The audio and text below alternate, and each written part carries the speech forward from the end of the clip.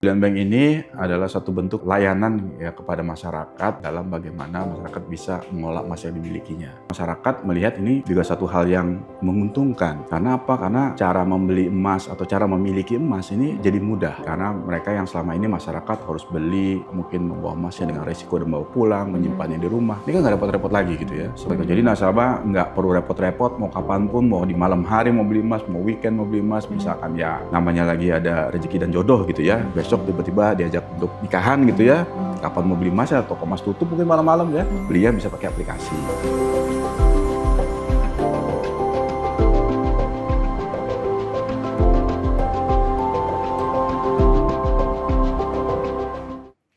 Presiden Prabowo Subianto telah meresmikan Bulan Bank atau Bank Emas pada 26 Februari 2025 lalu. Dan salah satu lembaga keuangan yang telah mendapatkan izin untuk menjalankannya adalah Bank Syariah Indonesia atau BSI.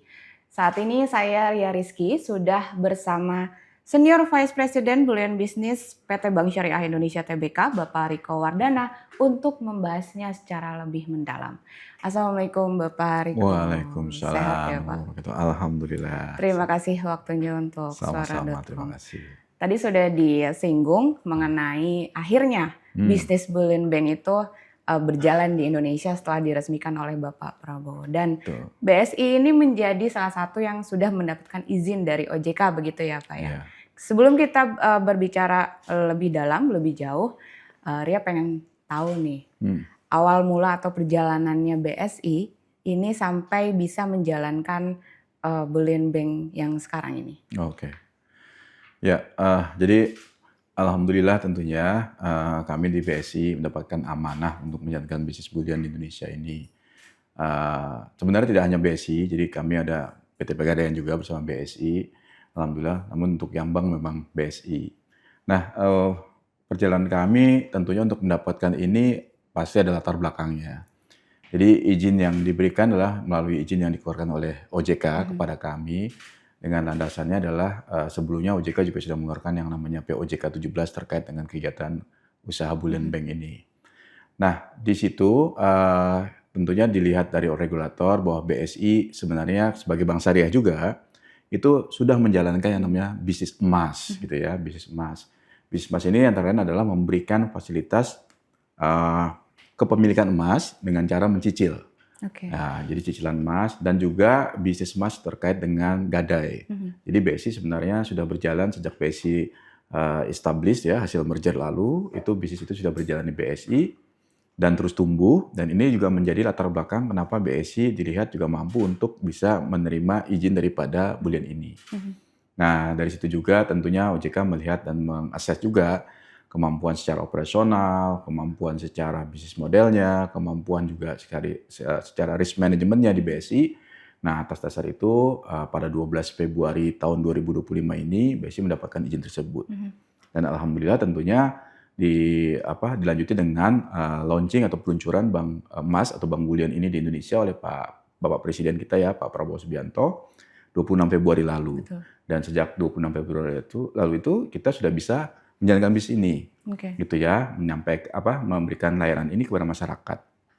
Jadi itu kurang lebih latar belakangnya sampai saat ini kita bisa menjalankannya dengan bisnis antara lain adalah bisnis perdagangan, jadi bisa memberikan layanan jual beli dan juga termasuk bisnis penitipan. Nah, itu yang dilakukan oleh BSI saat ini. Apa aja sih tahapan-tahapan yang dilalui BSI mungkin sebelum akhirnya bisa mendapatkan izin dari OJK? Susah nggak tuh Pak? Alhamdulillah. Ya pasti regulator tidak bisa boleh dibilang adalah ya standarisasi dan kriterianya sampai mereka menyetujui atau memberikan approval untuk satu lembaga jasa keuangan bisa menjalankan bisnis Bullion ini. Yang antara lain tadi mereka mengakses secara pengalaman, kesiapan people-nya ya daripada pegawai kami, terus kemudian kesiapan operasionalnya, karena bisnis emas ini relatively cukup kompleks gitu ya. Satu hal ada secara proses bisnis model secara keuangan gitu ya, untuk pencatatan, accounting dan lain-lain, tapi harus juga didukung oleh kekuatan dari atau pengelolaan sistem yang baik terhadap fisik emas itu sendiri. Gitu. Jadi nggak bisa sembarangan misalkan ada nilai emas yang kita memang kelola tapi emasnya nggak ada, nggak mungkin gitu. Jadi harus memang 1:1 ya. Jadi catatan keuangannya kita, accounting sistemnya dengan emas fisiknya. Sehingga di situ muncul ada namanya risiko operasional. Nah, itulah yang juga dilihat, diassess juga oleh regulator kita. Dan yang paling penting sebagai bank ada pengelolaan bagaimana risk manajemennya. Jadi segala macam risiko ya, dari risiko operasional di situ, ada risiko market ya, risiko pasar ya kan. Karena harga emas kan tentu pasti ada perubahan, terus kemudian juga nanti kalau ke depan ada risiko terkait dengan legal ya, bagaimana nasabah juga dijamin pengelolaannya oleh bank, terus mungkin di sana juga nanti akan muncul risiko kredit karena dari layanan bulan ini dimungkinkan juga nanti ada financing ya atau pembiayaan yang merupakan produk kredit gitu ya. Nah, itu juga nanti akan muncul kredit risiko kredit. Nah, disitulah jadi proses-proses itu yang harus dijalani oleh Bank BSI ketika mendapatkan izin tersebut. Butuh waktu berapa lama sih Pak itu sampai akhirnya BSI bisa mendapatkan izin dari OJK itu? Sebenarnya prosesnya boleh dibilang ya kalau dibilang lama nggak terlalu lama, dibilang cepat juga tidak terlalu cepat gitu ya. Jadi pada saat sebelum POJK 17 itu keluar di akhir 2024, itu memang sudah berproses. Jadi memang dari pihak regulator juga sudah menginisiasi diskusi-diskusi dengan kita, sehingga kita menyiapkan memang dari sejak awal. Tapi sejak POJK itu diluncurkan, terus kemudian dilanjutkan dengan kita memberikan izin, sebenarnya tidak terlalu lama. Tapi proses itu sebenarnya sudah diawali dulu. Dengan diskusi, dengan tadi penyiapan infrastruktur, penyimpanan emas seperti apa, terus adakah sumber daya manusianya seperti apa, dan lain-lain itu sudah kita diskusikan bersama-sama regulator. Sehingga pada saat kita mendapatkan izin tersebut tadi di bulan Februari lalu, tahun ini, itu betul-betul sudah memenuhi. Jadi ya kalau ditanya, paslah waktunya gitu. Kalau yang saya tahu kan BSI itu sebelumnya juga sudah ada layanan yang berkaitan dengan emas gitu ya. Tapi sekarang lebih dipakemin lagi gitulah dengan sebutan bisnis bullion bank. Bisnis bullion bank. Tapi yang jadi saya penasaran kalau misalkan BSI sudah lebih serius satu langkah gitu ya dengan ada bisnis bullion ini, emang ada keuntungannya buat BSI, Pak? Ya, jadi mungkin sedikit ke latar belakangnya juga bullion bisnis ini kan, bullion banking bisnis ini. Tentu pemerintah ada latar belakang, ya kan? Kenapa pemerintah menginisiasi? Jadi ini merupakan salah satu inisiatif besar pemerintah. Bagaimana kita sebagai negara yang memang memiliki kemampuan untuk tambang emas, memproduksinya, gitu ya, dan mengolahnya itu bagaimana juga kita bisa menguatkan ekosistem emas itu. Nah, itu tujuan pemerintah, dan pastinya adalah bagaimana juga mengoptimalisasi emas yang berada di masyarakat ini sehingga mempunyai nilai yang lebih yang bisa dimanfaatkan atau masuk ke dalam sistem keuangan.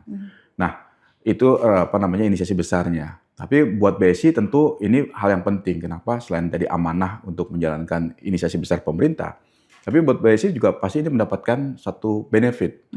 Ya, yang pertama tentu karena kita juga bisa menjalankan bisnis perdagangan, menjual beli, ya pastilah gitu ya. Jadi BSI pasti mendapatkan revenue atau keuntungan dari situ.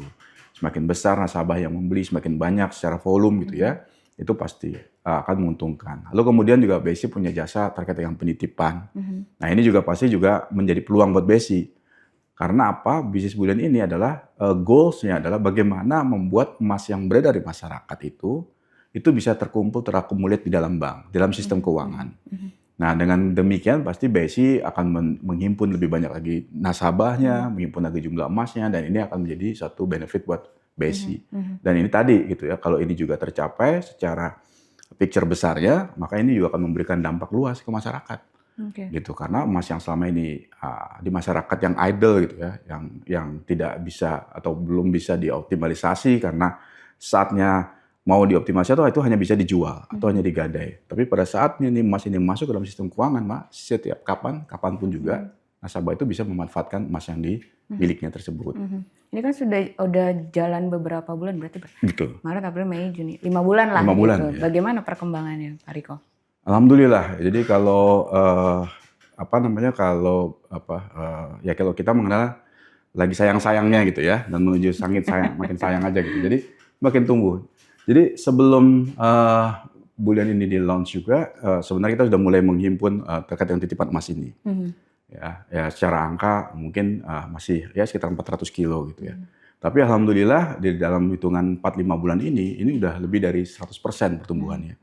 Jadi memang masyarakat melihat ini juga satu hal yang menguntungkan. Karena apa? Karena cara membeli emas atau cara memiliki emas ini jadi mudah. Oke. Karena mereka yang selama ini masyarakat harus beli, mungkin membawa emasnya dengan resiko dan bawa pulang, menyimpannya di rumah. Ini kan nggak repot-repot lagi gitu ya. Semua bisa dikerjakan melalui aplikasi yang disediakan oleh BSI. Dan emasnya disimpan dengan baik. Nah, itu yang membuat juga di 5 bulan ini pun juga lumayan. Tapi sekali lagi kalau kita lihat potensinya, ini masih jauh. Oke. Potensi masih sangat besar. Gitu ya, masih sangat besar. Kenapa ya? Karena emas ini kalau ini kan sudah jadi culture orang Indonesia gitu. Kita sudah sangat udah apa budaya. Wah, nanti salah ngomong lagi atur, Enggak, ya. kaget saya culture. Budaya ya, udah jadi budaya kita tuh dari kita punya nenek, mungkin kakek, nenek lah ya. Kalau kakek mungkin disimpanin akhirnya sama neneknya juga gitu ya. Itu punya emas. Betul. Mau berapa gram itu pun, mau dalam bentuknya logam mulia, mau bentuknya perhiasan, itu pasti punya.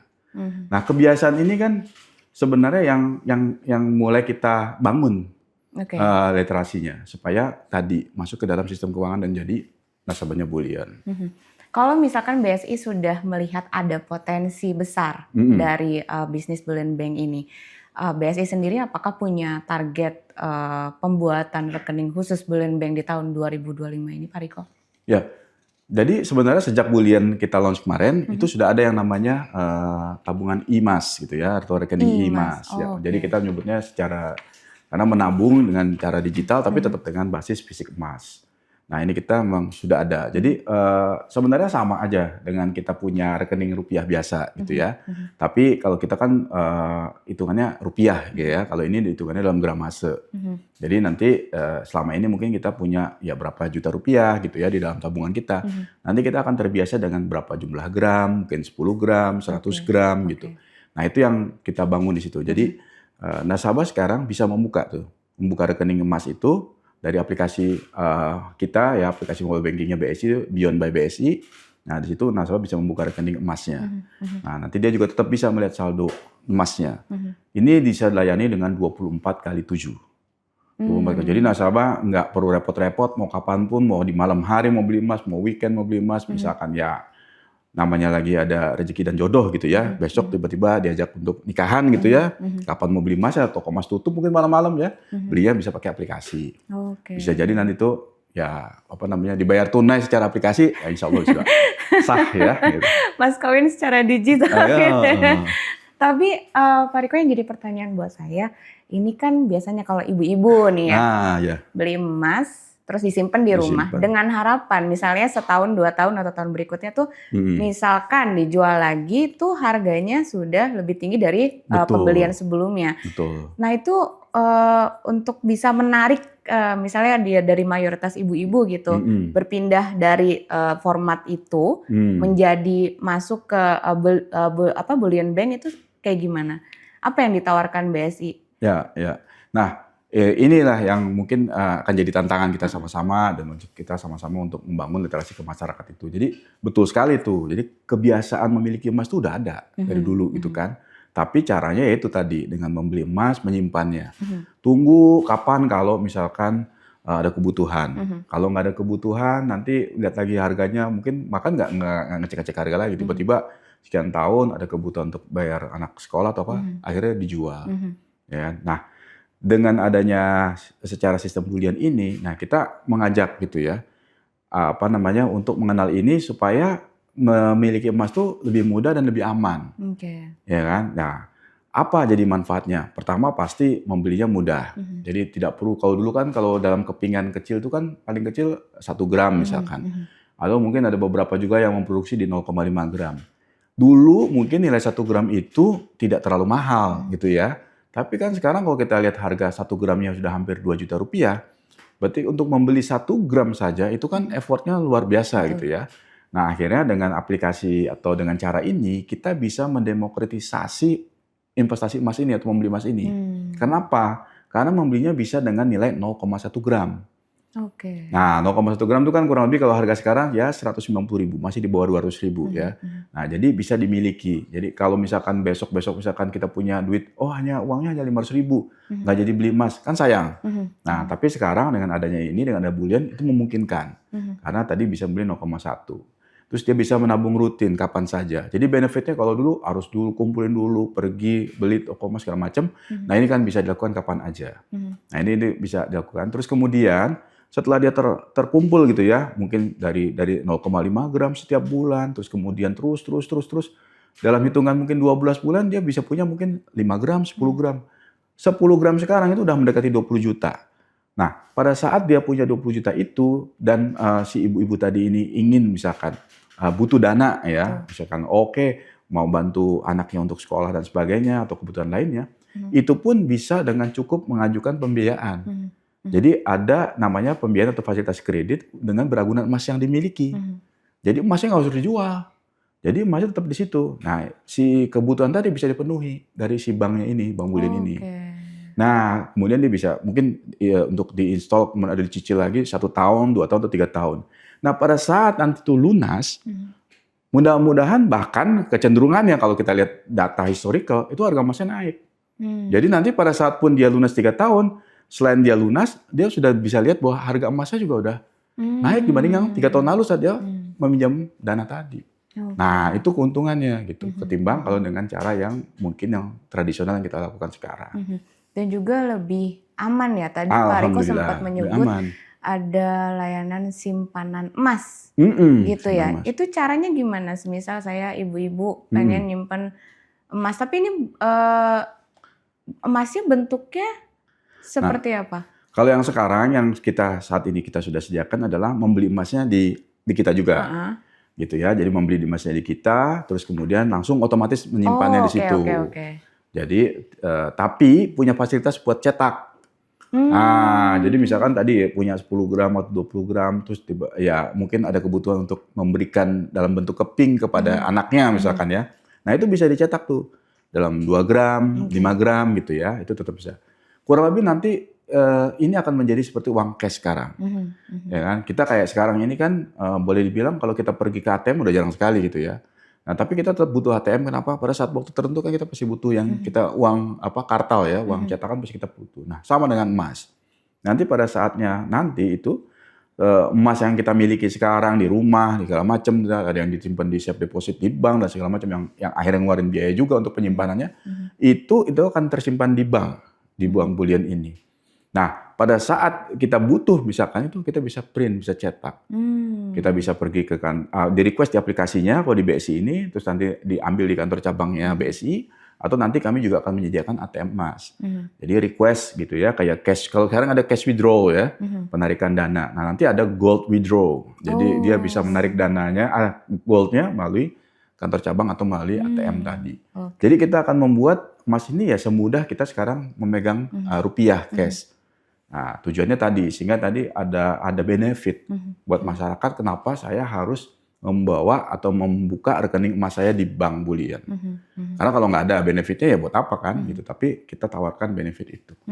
Sebenarnya targetnya tuh dari usia berapa sih Pak Riko untuk Bulian Bank ini? Nah, betul. Ini menarik gitu ya, jadi kalau kita lihat sebenarnya komposisi dari kajian yang kita lihat, masyarakat itu hampir dari baik itu segmen yang berpunya gitu ya, di high class, medium class, sampai di bawah, itu memiliki emas. Walaupun dengan jumlah yang berbeda-beda. Terus kalau kita lihat dari sisi umur pun demikian. Walaupun relatively di kalangan Gen Z gitu ya, mungkin memandang emas sedikit old school investment gitu ya, karena ada kripto, ada yang lain, ada mungkin udah juga familiar dengan saham dan sebagainya. Nah, tapi dengan cara mendigitalize ini menjadikan emas itu lebih modern. Sehingga dipandang juga bahwa ini menjadi kompetitornya si tadi investment yang memang sudah dikenal dengan cara digital. Jadi alhamdulillah juga nih kita punya Bulian dan meyakinkan bahwa karena Bulian ini harus dilandasi izin dan diawasi oleh regulator, maka ini membuat keyakinan masyarakat untuk mulai menyimpan emasnya di Bank Bulian. Nah, untuk yang segmen yang sudah biasa dengan cara digital, ini jadi kayak double combo gitu. Satu hal dia udah familiar nih dengan cara digital, ya kan, yang di Gen Z ini. Satu hal lagi emas ini tidak ada emas ini memiliki benar-benar physical emasnya ada, ya kan, supported by gold benar-benar nih, gold back di physicalnya benar-benar ada. Nah jadi dua combo ini yang membuat orang tuh makin yakin harusnya. Tapi sekali lagi ini belum merata secara informasi, secara literasi itu yang menjadi PR-nya. Nah itu gimana PR-nya? Berarti kan itu tantangan ya? Tantangan dan PR sekaligus. Tapi gimana caranya ya, caranya BSI untuk mendapatkan kepercayaan gitu Betul. dari calon nasabah atau nasabah BSI yang sudah ada untuk mulai ya udah deh nabung aja tapi dalam bentuk emas gitu. Ya. Nah, satu ya pasti kita membuka ruang untuk membangun literasi sama-sama ke masyarakat. Jadi ada community, terus kemudian ya pasti ini menjadi satu bentuk bagaimana kita mengeducate investment ini. Walaupun tentu masyarakat dengan kondisi yang challenging secara ekonomi, tapi kita tetap mengencourage atau mengajak masyarakat itu untuk selalu memulai investasi sekecil apapun. Nah itu yang kita coba lakukan. Yang kedua yang kita lakukan adalah coba meng-align-kan dengan kebutuhan mereka atau menselaraskan dengan kebutuhan mereka. Contoh apa? Yang paling gampang. Kalau misalkan di segmen yang lebih muda, pasti mereka punya rencana-rencana untuk misalkan planning untuk mengambil jenjang sekolah yang lebih tinggi lagi, atau dia mengambil sekolah mungkin ke luar negeri dan sebagainya. Traveling, ya kan? Itu kan semua healing, itu kan semua butuh plan ya gitu ya. Gitu. Semua butuh plan. Yang menuju healing itu aja membuatkin pusing, tapi supaya healingnya nggak pusing, pakainya adalah ini melakukan investasi. Nah, ini kita coba selaraskan dengan plan mereka. Kalau untuk yang segmen sedikit lebih mungkin ya lebih sedikit senior, mungkin ada perencanaan untuk haji atau umroh. Nah, itu pun juga akan lebih menarik gitu kalau dengan emas ini. Nah, dua hal itu yang kita bangun. Jadi satu, kita literasi bahwa from the small things lah gitu ya. Jadi dengan nilai yang sangat kecil pun itu kita bisa memulai dengan emas ini dengan cara yang mudah. Yang kedua, coba deh kebutuhannya atau plannya apa. Nah cocok nggak nih gitu. Karena kalau emas itu kalau udah kita bicara misalnya 6 bulan, 1 tahun gitu ya, itu relatifly memang selalu kecenderungannya naik harganya. Dan memang kemarin ada sedikit anomali, harga emas itu luar biasa gitu ya lonjakannya. Tapi kalau kita lihat tarik lagi 5 tahun ke belakang lalu, tetap aja gitu. Walaupun tidak sefantastis kemarin gitu kenaikannya, tapi kecenderungannya dalam setiap tahun ke tahun pasti naik. Pasti rata-rata di atas 15-20% kenaikannya kalau kita lihat data historicalnya. Kalau misalkan ada yang di sini nih misalnya kayak gue tertarik nih gitu. Ada minimal depositnya atau gimana sih Pak Riko? Mungkin bisa dijelaskan secara detail untuk calon nasabah mungkin.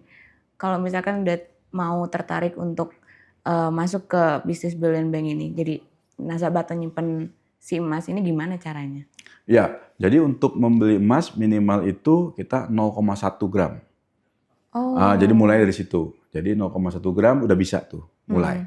Jadi buka dulu pertama download dulu aplikasi BSI, Beyond by BSI, baik itu di App Store atau di Play Store. Terus kemudian membuka rekening rupiahnya memang karena sebagai sumber dananya. Lalu bisa langsung membuka rekening emas. Dan langsung bisa membeli emas juga dengan nilai hanya cukup 0,1 gram. Nah dari situ ya tinggal di-maintain aja, ditambah terus. Ya jumlah emas yang ingin ditambah di situ. Nah itu bisa dilakukan kapan aja. Jadi 24/7 mau beli malam, mau beli weekend gitu silakan. Jadi betul-betul kita mengajak masyarakat gitu ya untuk bisa menikmati bagaimana memiliki emas ini jadi mudah. Bisa dijelaskan nggak langkah BSI untuk mendapatkan kepercayaan dari masyarakat bahwa keamanan yang dijalankan oleh BSI ini dapat dipastikan gitu, apalagi kan ini emas ya. Ya. Jadi kembali lagi tadi, kenapa BSI juga dapat izin ini? Karena satu, BSI punya kemampuan untuk itu. Jadi menyimpan emasnya, kita punya penyimpanan yang memang secara khusus dan diawasi juga oleh regulator. Itu satu hal. Terus kemudian tentunya karena dia juga bekerja di atas sistem gitu ya. Jadi pengamanan sistem dan segala macam itu selalu dilengkapi ya. Jadi BSI pasti tidak mau main-main dengan hal tersebut, jadi betul-betul dijaga dengan baik. Lalu kemudian juga tentunya mekanisme perhitungan secara accounting system dan lain-lainnya itu dikelola dengan baik dan diawasi oleh regulator. Dan satu hal lagi adalah bahwa BSI ya alhamdulillah juga karena BSI adalah bank syariah. Jadi salah satu di akad syariah kita bahwa kita itu boleh melakukan jual beli bila mana memang emasnya sudah ada. Jadi memang emas itu kita beli dan kita stok di baru kita perdagangkan kepada nasabah. Yaitu membuat aman bahwa tidak menjual atau tidak membeli atau melakukan perdagangan tanpa ada basis fisik emasnya. Jadi harus ada basis fisik emasnya. Itu yang kami lakukan. Ini kan BSI jadi lembaga keuangan yang pertama. Maksudnya apa namanya, selain PT Pegadaian ya. Betul. Gimana kalau misalnya ada bank swasta nih tiba-tiba dar dengan kelebihan-kelebihannya, siap bersaing nggak nih BSI? Ya, jadi kalau kita melihatnya bahwa bisnis atau ekosistem emas atau ya ekosistem emas ini sangat besar potensinya. Ya, kita harus terbuka bahwa ini adalah blue ocean di market domestik ya. Jadi ini terbuka sebenarnya dan bahkan mungkin saja BSI sendiri mungkin tidak sanggup untuk bisa memenuhi segala tadi itu ya. Dari jumlah emas yang beredar dan segala macam dan jumlah nasabah dan lain-lain. Jadi kami melihatnya adalah ini terbuka luas baik bagi lembaga jasa keuangan lainnya untuk masuk ke sini. Tapi memang jujur dari pengalaman kami yang sudah kami lakukan tidaklah mudah gitu ya. Pasti tentu ada proses, tentu ada juga hal yang dilihat dari sisi pengalaman, dari sisi tadi risk management dan lain-lain yang harus dimiliki oleh bank tersebut untuk bisa masuk. Tapi bukan tidak mungkin gitu ya, bahwa ini terbuka gitu. Dan ini adalah peluang juga tentunya buat Indonesia sendiri gitu ya, untuk bagaimana membangun ekosistem emas Indonesia itu jauh lebih baik lagi gitu. Ya kita harus juga bercermin juga gitu ya ke negara lain bahwa bullion banking, ekosistem emas ini sudah sangat maju ya. Kita mungkin bisa melihat dari China, Singapura, bahkan di Inggris sekalipun, India, Turki, itu udah bagaimana mereka mengolah ekosistem emas ini sudah lebih baik. Jadi tapi kita punya potensi untuk ke sana, dan kalau memang ini berkembang pasti bullion business atau bullion bank juga ya bisa jadi harus bertambah. Gitu untuk memenuhi cita-cita atau harapan itu. Jadi nggak masalah sih ya Pak? Insya Allah nggak ada masalah. Sehat-sehat saja untuk bersaing atau bersaing sehat-sehat. Pak Riko bisa di-spill dikit nggak presentasi dari dampak adanya bullion bank ini dalam beberapa bulan untuk laba BSI sendiri, udah bisa disebutkan? Waduh, itu mungkin tadi ada di laporan keuangan gitu. Tapi tadi sih pertumbuhannya kalau kita lihat lumayan alhamdulillah ya. Jadi kita juga sedikit lumayan surprise lah ya. Lumayan surprise. Ya ini pasti ada peran pemerintah. Ini karena pemerintah juga betul-betul Pak Presiden kita juga betul-betul melihat ini peluang kita untuk secara ekonomi itu bisa ada titik untuk kita bisa bangkit juga melalui industri emas ini. Jadi dengan dengan semangat lah ya, semangat inisiasi ini dari pemerintah, terus kemudian juga regulator kita juga support terkait dengan ketentuan dan sebagainya macam, dan juga nanti dari beberapa pihak gitu ya, itu dari industrinya juga itu juga support.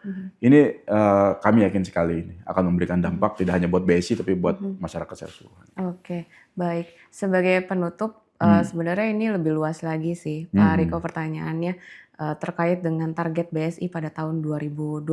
Ya tinggal 6 bulan sih. Tapi ya tidak ada salahnya kan untuk dijelaskan target BSI ke depannya untuk beberapa bulan lagi di 2025 ini, selain pengembangan bullion bank, apakah ada pengembangan lainnya? Ya. Di luar bullion apa bullion? Dari bullion bank dari sendiri, bullion, kemudian secara BSI sepenuhnya. Ya. Jadi yang kita udah jalankan hari ini itu kita punya target segmen memang masih di segmen individu retail gitu. Dan walaupun ini alhamdulillah angkanya terus bergerak naik, dan memang dengan BSI sekarang ini memiliki lebih dari 20 juta customer, ini muat potensi yang sangat besar karena sebagian besar customer juga pasti adalah individu itu tadi. Tapi ke depan ya tidak dalam waktu yang lama lagi gitu ya. Kita akan meluncurkan juga produk simpanan tadi, sehingga ini nanti yang sekarang ini jadi titipan akan menjadi sebuah simpanan, sehingga nanti udah punya potensi untuk kita masuk ke dalam neraca kita.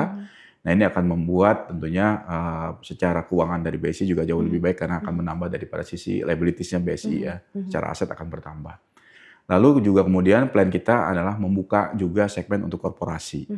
Karena beberapa korporasi juga mengharapkan gitu ya, mereka juga bisa memulai untuk menempatkan investasi mereka dalam bentuk emas. Dan alhamdulillah tentu Bullion Bank punya fasilitas untuk itu. Nah itu juga nanti akan masuk, sehingga nanti harapannya adalah yang sekarang ini kita kelola kurang lebih di tabungan emas itu ada hampir 1 ton gitu ya, dan kita bisa mengejar sampai 2 atau 3 ton di akhir tahun.